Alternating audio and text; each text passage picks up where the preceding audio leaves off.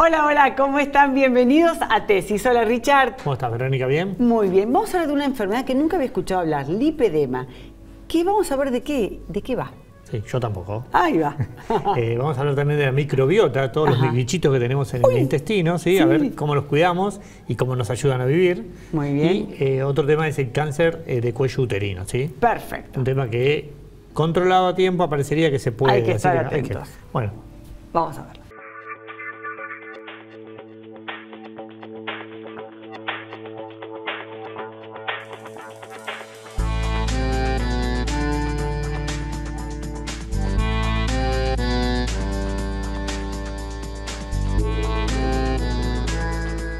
Bueno, a ver, hoy hemos invitado al doctor Carlos Silva, él es oncólogo, coordinador del ALSEC, para hablar de cáncer de cuello uterino.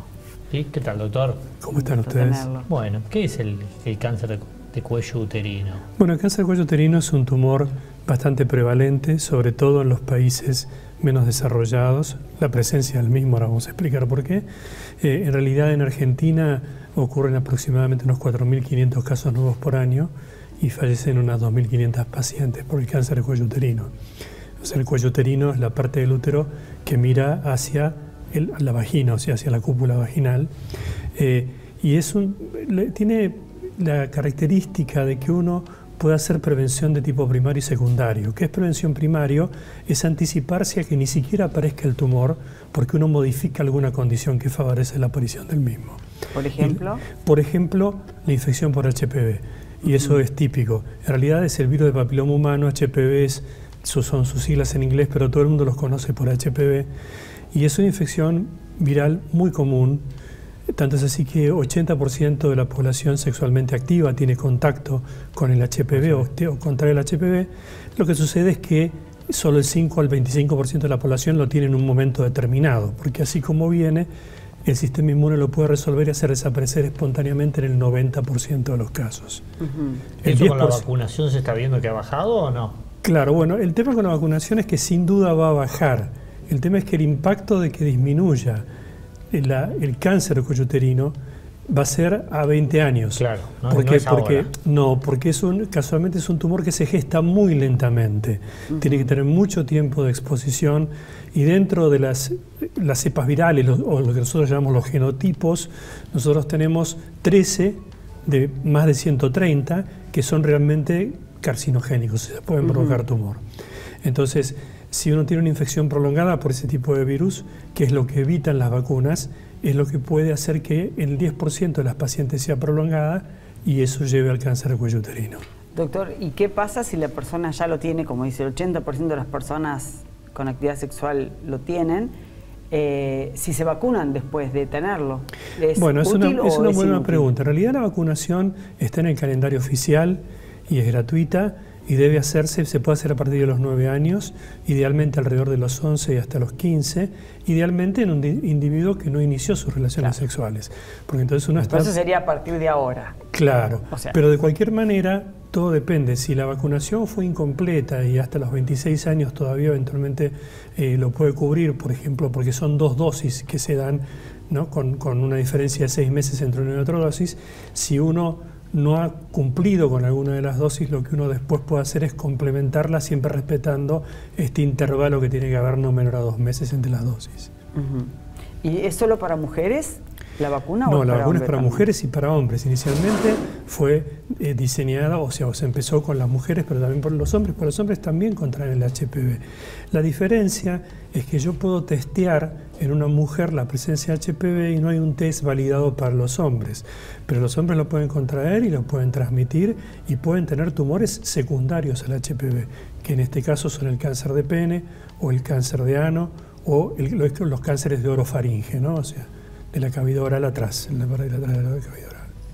¿Y los tratamientos, diríamos, una vez detectado, son quirúrgicos o depende del estadio que se encuentre? Lo ideal es que no haya que hacer ningún tratamiento, lo ideal es que no aparezca nunca. O detectarlo tempranamente, y esa es la prevención secundaria. La prevención secundaria es el tamizaje, o sea, es buscar en la población quién tiene y quién no. Y eso tiene básicamente 2 test para hacerse. Uno es el test del HPV, que habitualmente no se hace antes de los 30 años, y sí se comienza 3 años después del inicio de las relaciones sexuales con el Papa Nicolau, Y después de los 30 años se hace el test de HPV, si existe la disponibilidad del mismo. De ese test se hace una vez, si es negativo, se repite cada 5 años, mientras sea negativo. Mientras que el Papa Nicolau se hace en forma anual, y si tiene 2 positivos al principio, entonces, y ese se puede hacer 3 años después del inicio de relaciones sexuales, no importa la edad que haya sido. En ese caso en particular se hace el Papa Nicolau, y 2 veces seguidos positivos significa que quizás se lo puede hacer cada 3 años. Hasta los 65 años el test de HPV, hasta los 70 el Papa Nicolau eventualmente. Y respecto al tratamiento, que era la pregunta que usted había hecho, en realidad cuanto más temprano uno lo encuentra, menos agresivo es, pero existe la cirugía y la quimioterapia junto con la radioterapia dependiendo del estadio en que uno encuentre el tumor. ¿Y cómo sería? ¿Que es un tumor? ¿Es una mancha? No, se visualiza, o sea, como el cuello uterino está a la vista de aquel examinador experto en tracto genital inferior, que tiene un ginecólogo experto en eso, con la colposcopía uno expone el cuello uterino, o sea, lo puede ver desde afuera. Entonces ahí es cuando ve si hay una lesión. Si la lesión es muy grande y es vegetante, uno la puede detectar en el tacto rectal. Pero la pregunta que hacen todos es ¿cuáles son los síntomas del carcinoma de cuello uterino? No hay que llegar a tenerlos, porque cuando uno los tiene es un tumor de relativa importancia en tamaño. ¿Y cuáles serían los síntomas, doctor? Y por ejemplo el sangrado postcoito, ¿sí? En un momento en el cual obviamente no estén dentro del ciclo menstrual en el momento que tenga sangrado, o en las posmenopáusicas cualquier sangrado postcoito en cualquier momento. Eso es lo más frecuente. Después, si ya hay dolor como síntoma, eso ya está hablando de una enfermedad más avanzada. ¿Y es un cáncer hormonodependiente también? ¿O? No, no es hormonodependiente, no es como es el cáncer de mama, que puede ser hormonodependiente o independiente. No, esto tiene mucha relación de nuevo con la exposición al HPV, pero hay algunos factores que son, digamos, predisponentes o factores de riesgo, y el tabaquismo es uno de ellos. Ve usted, ¿no? O sea, uno dice, bueno, el tabaquismo, el tabaco otra vez. Sí, el tabaco es el responsable de más del 20% de los cánceres. Por supuesto que el de pulmón está en la cabeza y los tumores de cabeza y cuello, pero el cáncer de cuello uterino participa también de este grupo. Y una repetita, ¿el HPV detectado positivo tiene tratamiento? Es decir, ¿hay medicación, no, diríamos? Si el HPV detectado es positivo, habitualmente lo que se hace es, ahí sí, un Papa Nicolau. No se hacen generalmente las 2 cosas porque hacer las 2 cosas no agrega demasiado al diagnóstico y no es costo efectivo, digamos, básicamente.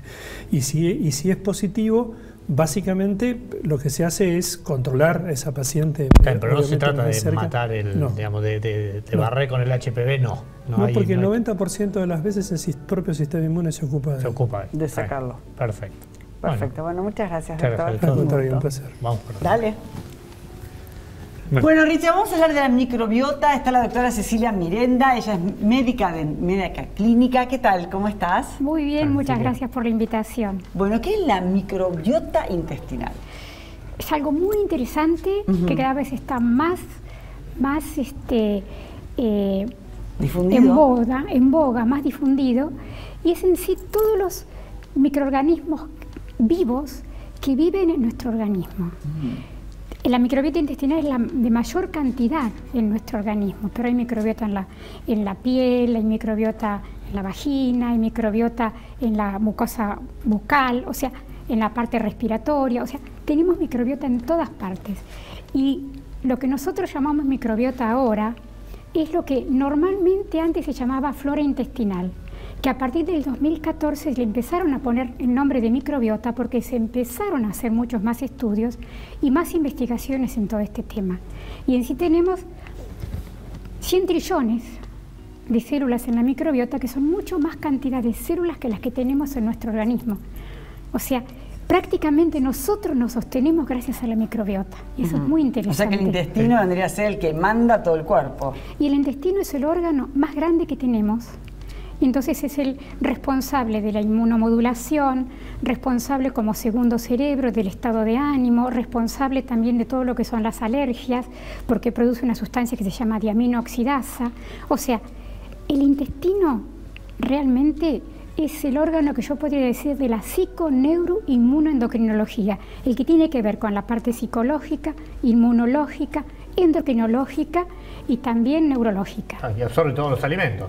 Absorbe todos los alimentos. Pasa todo por ahí. Pasa todo por ahí. ¿Y cómo lo cuidamos, no? Es decir, son un montón de microorganismos, pero buenos serían. Que son muchos buenos, pero ojo que si los maltratamos, haciendo desorden con la comida, haciendo desorden con la hora de acostada, o sea, con todo este tipo de cosas que nos trajo la vida de hoy. Moderna, digamos. Vida moderna, que nos está quitando muchas de las defensas que tenemos originariamente. ¿Pero qué le produce entonces a estos microorganismos? Y los desordena, los enloquece y se produce una cosa que en vez de ser se llama disbiosis. La microbiota normal se llama eubiosis y entonces empiezan la persona a tener síntomas de distensión abdominal, cuadros de depresión. Por ejemplo, se descubrió, eso en los últimos años, que hay una parte de la microbiota que se llama psicobióticos, que tienen que ver, por ejemplo, con la ansiedad, la depresión, también tiene que ver con el autismo. O sea, se ha encontrado microbiota especialmente que nos relaja, que nos ayuda a estar mejor. Hay microbiota que nos ayuda a bajar el colesterol, a bajar el azúcar. O sea, hay impresionantes estudios de microbiota y te digo, es fantástico. Y todas estas unidades celulares que tenemos, estas microbiotas, ¿todos tenemos la misma? Como las personas tenemos 2 manos, nariz, ojos, ¿todos tenemos la misma tipología o tenemos diferentes? Una muy buena pregunta. Mira, hasta los 3 años de vida tenemos un tipo de microbiota y es mucho mejor si las mamás dieron de mamar la mayor cantidad de tiempo. La lactancia natural es la que mejor microbiota te da, ya es un prebiótico. Después, hasta los 65 años más o menos tenemos una microbiota estable. Y después de los 65 años empieza a haber una disminución de la microbiota, no es tan óptima. Por eso también empieza el envejecimiento y todo ese tipo de cosas. Ahora, normalmente tenemos más o menos el mismo tipo. Ahora, va a variar en cada persona según el ambiente en el que está, según si vive con mascotas, según la pareja, según la zona geográfica. Hay algunos que tienen más, por ejemplo en África tienen más un tipo de microbiota. ¿Y la alimentación tiene que ver también o no? La alimentación es el alfa y el omega. Tiene muchísimo que ver. ¿Y cuál sería la alimentación ideal para que todos mis organismos estén felices? Mira, y en orden, digamos. Sí, claro. A veces no hay que hablar tanto de la comida, sino también del estilo de comer. O sea, lo ideal es un muy buen desayuno. Bueno, ideal sería comenzarlo con fruta y después con alguna proteína, huevos. Si ponemos de gallina feliz, mejor. Algún pan, pero todo muy bien masticado. 5 horas después, un muy buen almuerzo, empezando con ensalada. Tanto la fruta como las ensaladas son prebióticos. Necesitamos el prebiótico de afuera. Y en cambio, después podemos, a la noche, como baja el sol, porque hay un ritmo que se llama ritmo circadiano, ritmo del sol, a la noche ya todas las hormonas bajan un 50%. Entonces lo ideal es muy buen desayuno, un muy buen almuerzo 5 horas después, una pequeña meriendita y una pequeña cena lo más temprano posible. De esa forma, la segunda parte del día, nuestro sistema digestivo va a entrar en reposo. Vamos a tener también una ayuda para todo lo que es antienvejecimiento, porque se segregan mejores hormonas en la segunda parte del día y vamos a estar mucho más frescos a la mañana y no tan narcotizados, porque si no el organismo empieza a fermentar y se produce, como el doctor Mayer decía, autointoxicación intestinal. Se han visto que hay neurotoxinas producidas también por esa alteración en la microbiota, en la mucosa digestiva. Perfecto. Un tema para seguir hablando. Sí, la verdad que sí. Bueno, muchísimas gracias. Súper interesante. Bueno, una alegría. Muchas gracias. No, por favor. Bueno, Richard, vamos a hablar del lipedema. Está la doctora Victoria Shavelson. Ella es cirujana plástica y estética. Hola, Victoria. Hola, ¿cómo están? Un gusto tenerte. Igualmente. ¿Qué sería eso? El lipedema es una enfermedad que afecta mayormente a las mujeres y es la acumulación de grasa principalmente en las piernas. Puede darse también en otras partes del cuerpo, pero más o menos el 80% se concentra de la cadera hacia abajo. Esta acumulación de grasa, el gran tema que tiene es que no responde a dietas, no responde a ejercicios y en muchos casos, no siempre, suele progresar, o sea, ir aumentando a lo largo de los años. Y aquí se debe, digamos, esa acumulación, digamos, ¿por qué? Porque es una paciente que puede ser sedentaria, puede ser genético, sí, tiene que ver con la realidad, celulitis. Claro, puede tener celulitis, pero no se conoce la causa exactamente, no se sabe si es genético, hay algunas investigaciones, pero nada es concluyente todavía. Sí se sabe que coincide con, por ahí mi mamá, me cuentan las pacientes, mi mamá, mi tía, mi abuela, teníamos la misma forma del cuerpo. Muchas veces también el tema que tienes que se superpone con la obesidad. Entonces se confunde, muchas veces se diagnostica como obesidad. Hay pacientes hasta que hacen tratamiento para la obesidad, bajan 40 kilos o la cantidad que sea, pero las piernas quedan iguales. O sea, no se modifican. El tamaño, exactamente. No importa que hagas dieta. Cero. Bueno, y acá entramos nosotros, sí, los cirujanos plásticos, que tenemos para ofrecer el tratamiento quirúrgico, digamos. No hay un tratamiento médico, no hay, digamos, ninguna otra cosa ni medida que se pueda hacer para mejorar el tejido graso. Cuando hay grasa, nosotros la podemos sacar en un procedimiento quirúrgico que, dependiendo de la cantidad de grasa que haya, se puede hacer en etapas o en una sola ocasión. ¿Y eso se hace como estético o se hace como para mejorar la calidad de vida porque tiene problemas de varices, si acarrea otro tipo de patologías? Sí, en realidad la mayor afección es psicológica. A diferencia, por ejemplo, de la obesidad, no genera otras enfermedades como la hipertensión, el síndrome metabólico y demás. Acá no hay todas esas patologías, es un gran impacto psicológico y afección porque suele aparecer en la pubertad. Entonces, el proceso, a medida que pasa el tiempo, la afección es más psicológica. Igualmente el tratamiento se puede decir que de alguna manera es estético. Nosotros sacamos toda esta grasa en etapas y lo que vimos, que si bien no hay trabajos que lo certifiquen, pero lo que se ve casi diría en el 100% de los pacientes, es que cuando hacemos la cirugía se va el dolor. Porque algo que no dije es que estas mujeres tienen dolor en las piernas, esa grasa es dolorosa. Y con la cirugía el dolor prácticamente se va. ¿Y no se puede hacer ejercicio físico, poner drenaje linfático, otro tipo de... para no llegar a una cirugía? La verdad es que no. Esas cosas que vos mencionaste sí pueden mejorar. A veces cuando hay mucha grasa puede haber retención de líquido, entonces sí vas a mejorar la retención de líquido con el drenaje linfático. Están las medias compresivas también que ayudan un montón si la persona trabaja parada, por ejemplo, y demás, pero no es irreversible. Lo que sí se ve es que no siempre avanza, digamos. Uno puede tener, hay casos muy leves que uno prácticamente no lo observa, que no avanzan y bueno, queda ahí, queda la morfología de la pierna, la forma de la pierna es diferente y nada más. Digamos, puede ser que no haya dolor también, no siempre hay ese síntoma. Pero bueno, el tema también es en los casos más avanzados la imposibilidad de la marcha. No va a haber enfermedades, no va a haber otras dificultades, pero sí por ahí con la acumulación de grasa el caminar es difícil.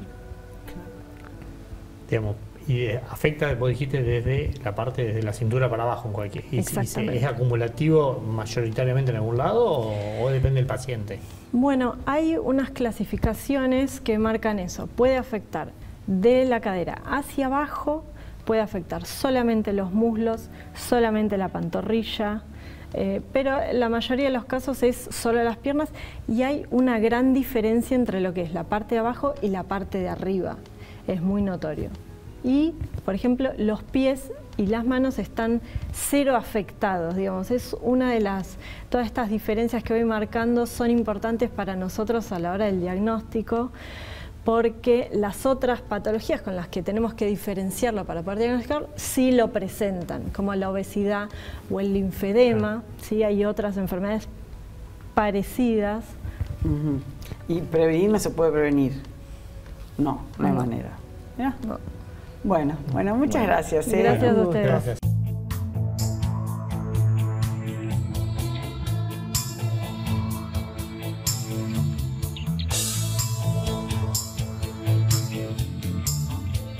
Simmons, descansá en primera clase. Bueno, continuamos acá en Tesis con Germán Abruzzi. Él está haciendo este pequeño curso que hacemos de RCP. ¿Es así? Exactamente. Bueno, ahora qué nos toca, Germán, hoy. Bien, hoy vamos a ver cómo se realiza puntualmente el masaje cardíaco. Ya sabemos que la víctima estaba inconsciente, que no respira, activamos el servicio de emergencia médica, entonces ahora tenemos que empezar a comprimir el tórax. ¿Para qué? Para que el oxígeno llegue al cerebro. Lo más importante de la RCP es mantener oxigenado el cerebro para poder prevenir el daño a la muerte neurológica. Entonces, lo que vamos a hacer es, si se puede descubrir el tórax de la víctima, mejor. Entonces vamos a colocar el talón de la mano en el centro del pecho, sobre el esternón, en interconexión con la línea intermamilar, la línea que une las tetillas. Ahí voy a colocar el talón de una mano, arriba voy a colocar la otra mano. Los hombros tienen que estar arriba, bien arriba del punto de apoyo para que la fuerza sea bien perpendicular. Entonces vamos a comenzar a comprimir el tórax a una velocidad de 100 a 120 compresiones por minuto, hundiendo el pecho entre 5 y 6 centímetros. Esto sería algo más o menos así. ¿Y eso cuánto tiempo hay que hacerlo, Germán? ¿Cuánto tiempo hay que mantenerlo? Bien, buena esa pregunta. Nosotros sabemos cuándo empezamos la RCP, pero nunca sabemos cuándo va a terminar. Solamente vamos a detener los procedimientos si la víctima recupera el conocimiento y los signos vitales con suerte. Si el lugar se vuelve inseguro, tenemos que evacuar y sacar a la víctima del lugar. Si llega la emergencia médica y necesitan revisar a la víctima, entonces ahí si nos dicen, bueno, detener un poco las maniobras que hay que revisarlo, lo vamos a hacer.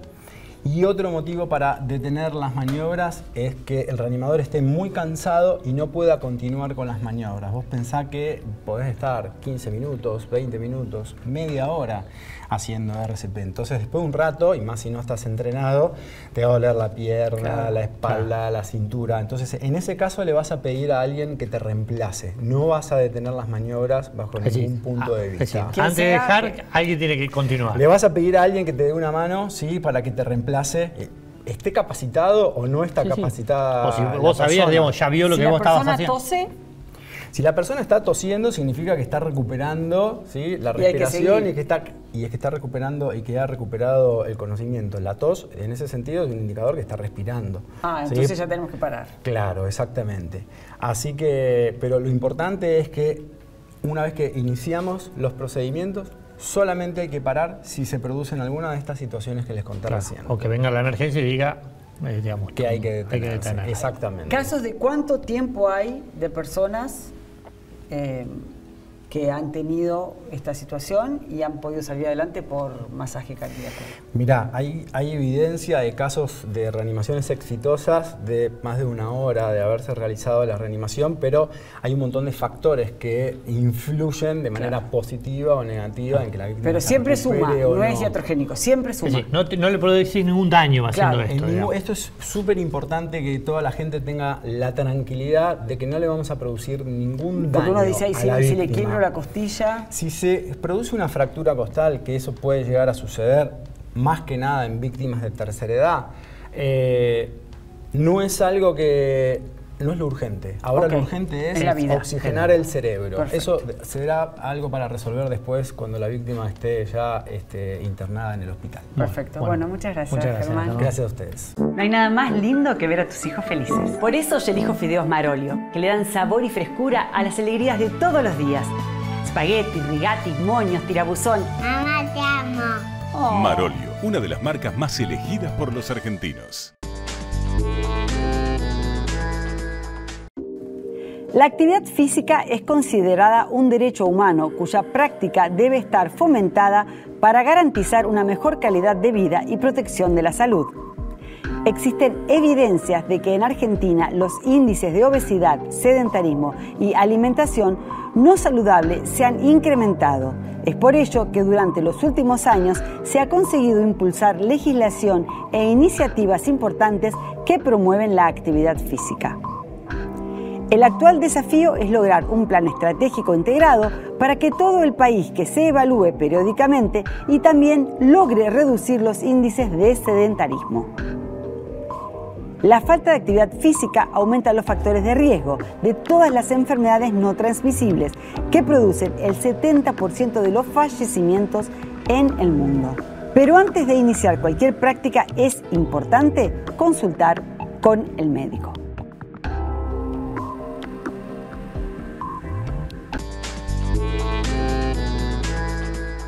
Espectaculares. ¿Viste lo que era el lipedema, el hinchazón de las piernas? Y muchas mujeres lo padecen. Y cómo tenemos que cuidar esto del intestino, de todo lo que... La verdad que eso es... Vamos, me parece que vamos a tener que seguir el tema porque... Hay mucha tela para cortar, es verdad. Bueno, nos reencontramos en la próxima. Dale.